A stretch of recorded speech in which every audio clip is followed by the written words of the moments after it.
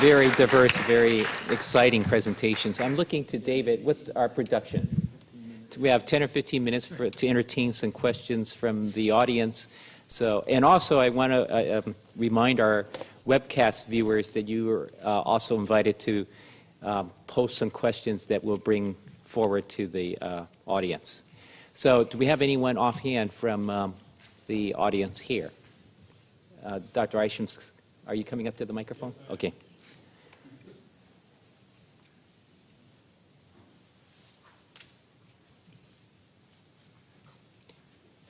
And again, this is a reminder, if you can identify yourself just for the recording. Yeah, George Isham, Health Partners, co-chair of the Roundtable on Population Health Improvement. On the Mission District example, I saw your complicated diagram, which I love. You know, I love those diagrams. I don't know if blood was shed over constructing it or not. But the type was so small I couldn't see health in it. Is health in there? I'm very curious because this group thinks, well, at least a number of people in this group think about health primarily. That's where we start from. And I'm very curious, given the economic focus and the equity, which obviously impacts health, how health plays into your diagram from your perspective. Thank you for asking that. Actually, in other versions of the diagram we've actually taken out the academic achievement and put health or housing or something else in there. Specifically on health, so this is a Department of Education funded program, and so they had very specific indicators on health, but we have gone beyond that. But specifically on their indicators, it's on whether or not children and their families have a medical home, and so we put that under early learning, and by the time that they reach kindergarten and grade school, they really should have a medical home.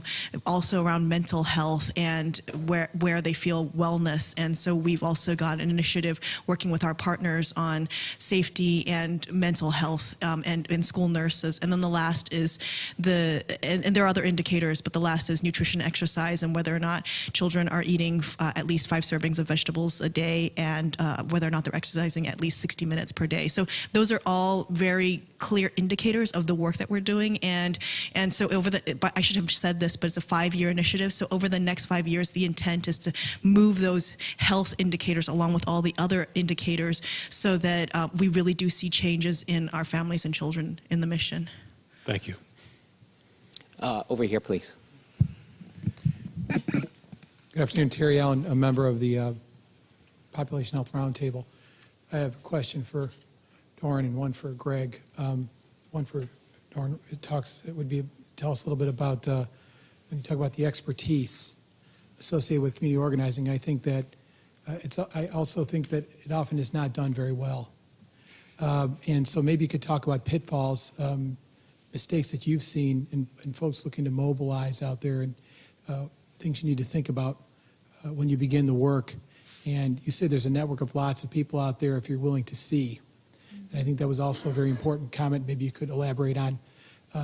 For Greg, I think one of the challenges we have as we think about our messages around health equity, issues around language and resonance across political parties.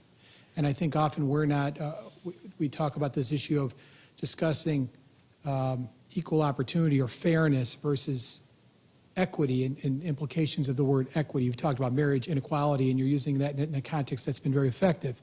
So I think the language coming from a different perspective in terms of personally a Democrat, but also thinking about wanting to understand that we don't make issues of health equity sort of viewed as a partisan issue.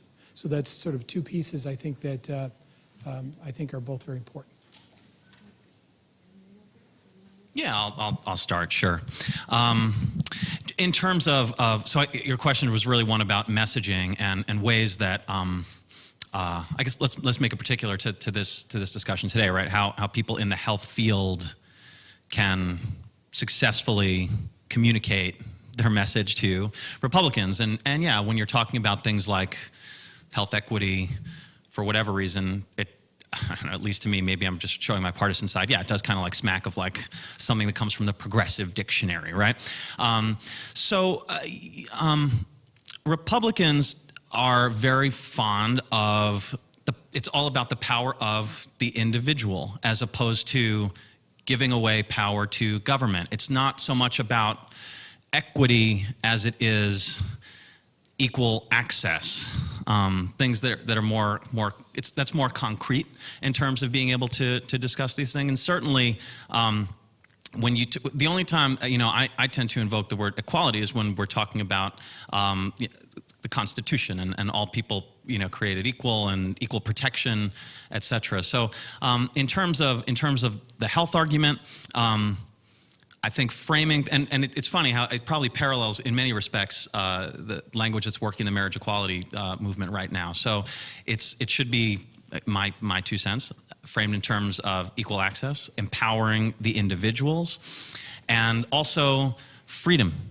This should be a freedom issue. This is one of the reasons why we are opposed to Obamacare, is because there is less freedom in terms of healthcare, at least from where we stand.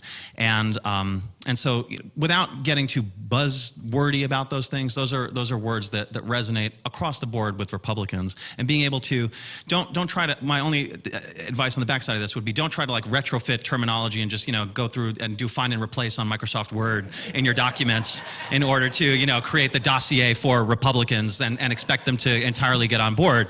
I think you need to find particular policy positions and think about them, and not just think about them as Democrats and how can we incorporate these buzzwords, but engage with Republicans who do healthcare advocacy, and there are a lot of them out there that can talk to you about ways that you can change your messaging. Right. Greg, if it were only that easy. So I think there's a lot of ways in which this work is done poorly. I'll name 2. One is there can be a tactical, transactional way of doing quick, shortcut mobilization. And oftentimes what that looks like is there's it's sometimes can be really grounded in electoral work or national campaigns that parachute in staff, and then what can be left behind is a kind of scorched earth where it actually further erodes people's confidence in the sense of that politics or agency can be a vehicle for you. There is a lot of that. Secondly, from the bottom up side, there's lots of poorly resourced, ineffective organizing. I think part of it is poorly resourced that can do, not have a sophisticated political analysis, not be moving things with a long-term agenda, and mismanage relationships over time. So you see that happen as well. The last thing I'll say is the field of community organizing is in a state of great change over the last 15 years. And there has been a lot of reflection, evaluation, and experiments in trying to get to scale, struggling with narrative and message. I mean, there's a whole gamut of things, but it's in a state of a lot of change. Great. We have a question from Karen. Hi, I'm Karen Anderson. I'm on the staff at IOM.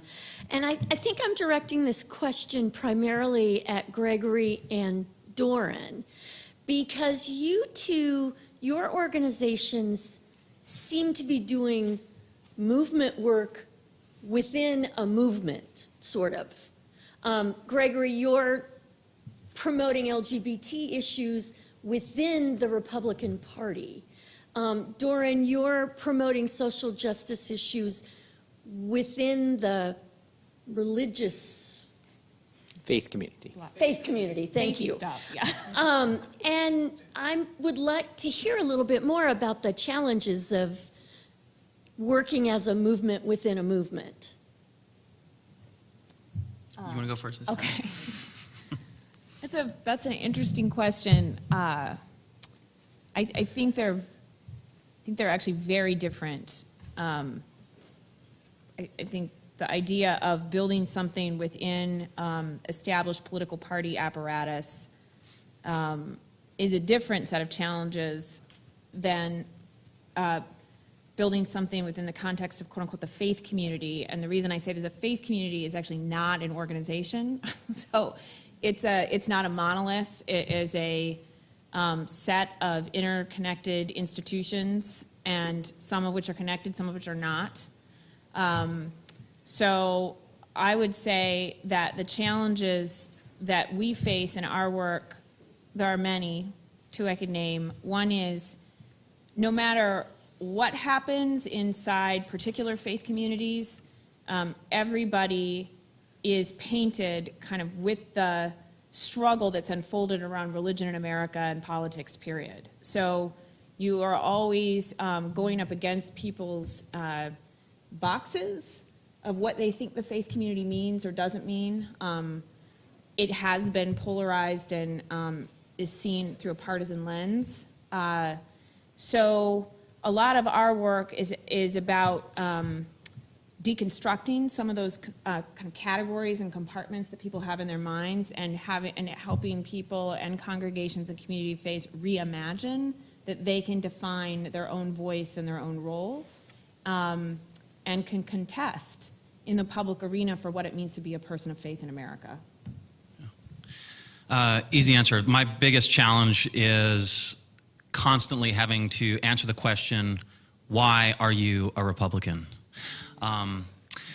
But there is, and I'm only being half glib about that, because it opens up the broader question as to, like, why does log cabin Republicans exist in the first place? And that's why I'm always very fond of telling the story of our history, to remind people that this is an organization that has existed for years, and that the Republican Party at its core is a party that has placed equality for all Americans at the fore, and we're trying to remind the Republican Party to get back to its roots, back to those origins. This is something, it's work that takes a very long time. It's work that's rather challenging because of the fact that while not all gay people are Republican, in fact, in the last election cycle, 1 in 3 individuals, or slightly under 1 in 4 individuals, voted for Mitt Romney and Paul Ryan. That's not an insignificant number of gay Americans. But certainly, we don't have the numbers there that, say, the gay left does. So that's certainly from a pure numbers perspective, that presents some challenges.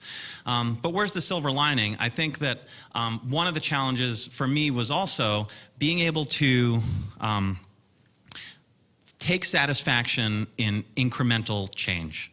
You're not going to achieve a massive change overnight, but again, just the fact that we had all these Republicans just in this last Congress, just in the last several months, go on record for issues relating to gay equality. Just today we had Speaker Boehner say that he would support and has supported gay Republicans running for United States Congress. Shows me that the importance of this movement, despite its challenges, and that one more thing, it's important to, at least from my perspective, to see, sometimes remind myself that sometimes it is the things you don't see that is as important as the things you do. After the Supreme Court's ruling on the Defense of Marriage Act, what did the RNC say? Nothing. They said absolutely nothing. Did the Speaker have a big press conference on the steps of the United States Capitol and say, we're going to do everything we can to fight this, a la Roe versus Wade? No, he didn't. And so see, that to me is also a victory there. It shows that there's more sensitivity among Republicans, and that is something that wouldn't come about were it not for the work of this organization. So it's certainly challenging to take satisfaction in not seeing something, but those are challenges and those are victories too. Well, as I said, this was going to be a very diverse panel, and I think that's proven. I want to thank our 4 panelists. They've demonstrated that from small things, great things can happen. So thank you very much. You have a 10-minute break.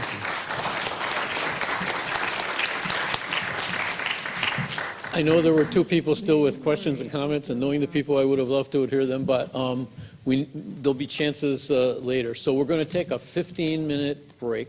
So to be back at 3:25, we have learned a lot, but now we're turning this to what can we do with what we learned. And my colleague, George Isham, will lead this final panel in what's our take-home from what we learned about how could we help accelerate a movement for population health improvement and health equity. So see you back in 15 minutes at 3:25. Thank you very much, and thanks to the panel. Thank you. Oh, yeah, thanks very much.